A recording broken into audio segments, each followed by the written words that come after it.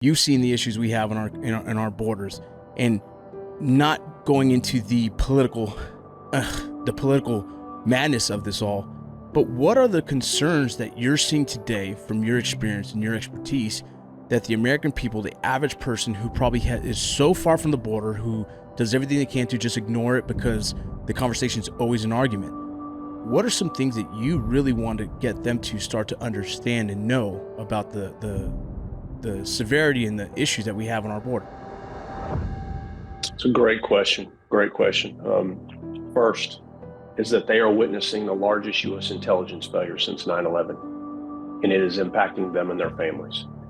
What has happened is that the media, through their lack of understanding of what we're up against, look at the border through the lens of immigration, and there's many reasons for that. But as you just really identified, that is one layer to a multitude of problems that are impacting us. And everything that I'm about and what I'm trying to do is expose what was a national security failure, which today it's gone, it's over. And you're going to hear from a lot of so-called experts that we're dealing with a major national security failure, or problem. National security is over. We opened our borders to the world. We are now in the realm of public safety domestically. And everything I am about now is about illuminating the public safety threat to the American people, and everything we should be doing at local, state, federal, DOD, and U.S. intelligence agencies level is about staying left of boom, because the problem now walks among us. And yes, definitely because of the immigration side, there are multiple layers of, tradecraft from spies that have now entered the country. But when you really specialize about what the synergy is that has allowed all of this, while you can blame policy, you can do all of that, we have to look at what has taken place in Mexico with the evolution of these cartels from organized crime in 2006 into an insurgency.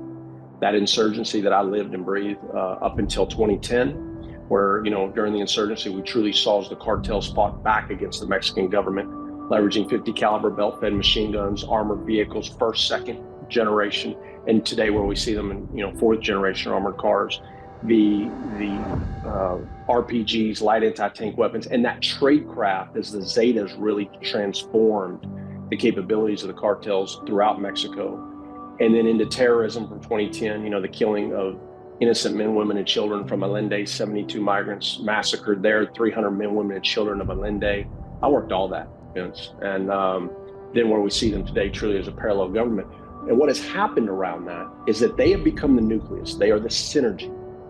And as we opened our borders to the world, what has not been told to the American people, and where I am so concerned about this, is that you've got long-haul smugglers now working side by side with the cartels, who are also working side by side with state and non-state actors globally now. The game has completely changed. Then when you start looking at how they control everything in Mexico with their networks and their alien smuggling organizations and the Halcon network, who then collaborate throughout our nation with US-based street gangs and what we call tier one gangs that impact multiple regions of the state. That is where we are in the national security failure that's now gone, and in the public safety threat. Because as you know, as a former Border Patrol guy better than anybody, if you want to get into the United States, you have to work with one group, and that is the cartels, right? They have operational control of that country, and they own the plazas, which are basically municipalities. And so if we're going to be successful, whether we're talking about stopping immigration, illegal immigration, if we're going to be, stop the deadly fentanyl coming into the country, if we're going to stop high values who are coming and working with them, we have to focus on the cartels specifically and their labs. Otherwise, where we are right now, get ready. You think it's bad now. Yeah. This is just the beginning of how bad it could be. I'm going to back you up for a second because, for me, I understand a lot what you're talking about. I think sometimes the average end user might not.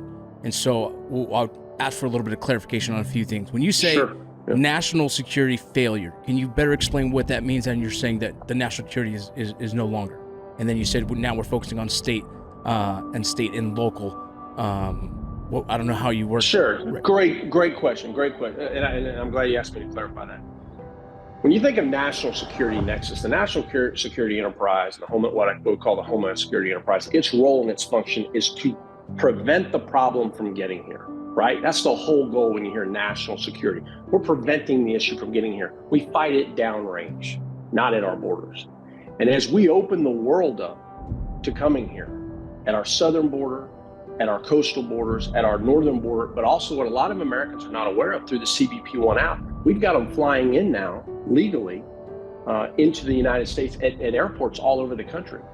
So when you look at the scope of it, that is why I say it's not about national security anymore. It's all about public safety. I mean, look at the young girl that was just killed by a individual who came here illegally from Venezuela. This is a great example of what I'm talking about. Think of all the sexual assaults that are occurring to people right now and women across our country that Americans aren't being told about.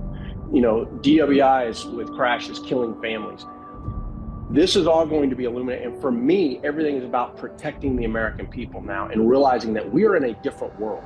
We are not in the world of talking about national security anymore. We opened it up to the world and the world's problems, and it's here. And it walks among us, and we have to illuminate their operations and what they're doing. That's what I mean when I say that the national security enterprise model has failed us and that we're really witnessing the largest U.S. intelligence failure since 9/11. In the largest U.S. intelligence failure since 9/11, and that is, you're saying, because the massive influx of immigration that has kind of gone on in the past several years, whatever your case you want to say, but because of some of those outliers don't have good intentions for America. If I worded that's absolutely so. And I'll give you a great example, and this. What database do we check for Somalians that are coming in? I have no idea.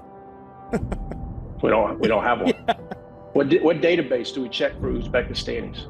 What database do we check for Chinese? What database it doesn't exist? Sure, we have some within the U.S. intelligence agencies where we can do voice recognition, but that's not what Border Patrol checks. Correct. You see, this is the story that hasn't been told to the American people.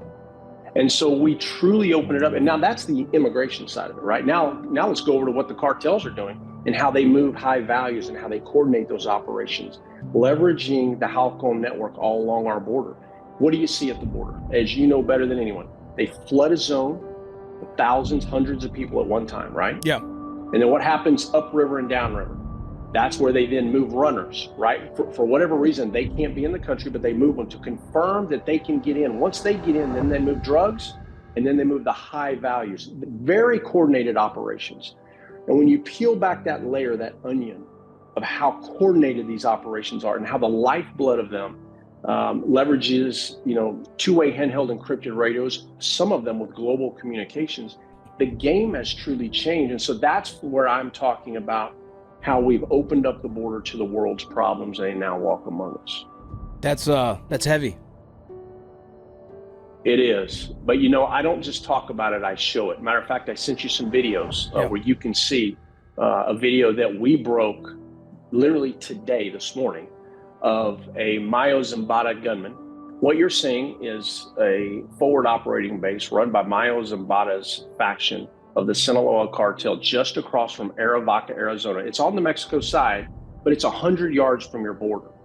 And as you see this video, you see a cartel gunman, and you see he's got two AK-47s, but that's not really the important part of this. It's the trade craft. Look at the handheld radio, the lifeblood of the organization.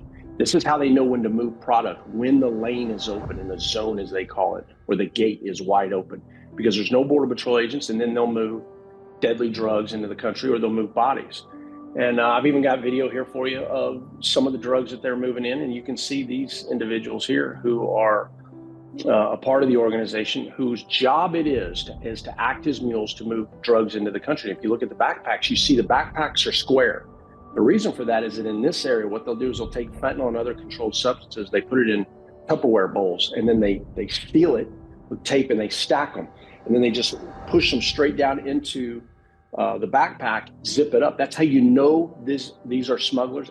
I can't tell you what kind of drugs are in there, but I can tell you that those are definitely controlled substances. I've been working it since 1999. And that's also not going to be your normal marijuana. Those are usually moved in bundles, 100-pound bundles, 90-pound bundles. So anything that's compressed into a small backpack like that most likely is going to be your fentanyl, your oxycodone, whatever it is that they're bringing, but it's going to be most likely a pill form or a powder form, and that means it's a very different drug and a very different danger to the American people. Absolutely. I mean, look, that area is ground zero for moving in deadly fentanyl into the United States, impacting families all over this country at unprecedented levels. Join the movement today and be a catalyst for illuminating the truth at our border. Take action by supporting our cause, grab some exclusive merch, or consider donating now.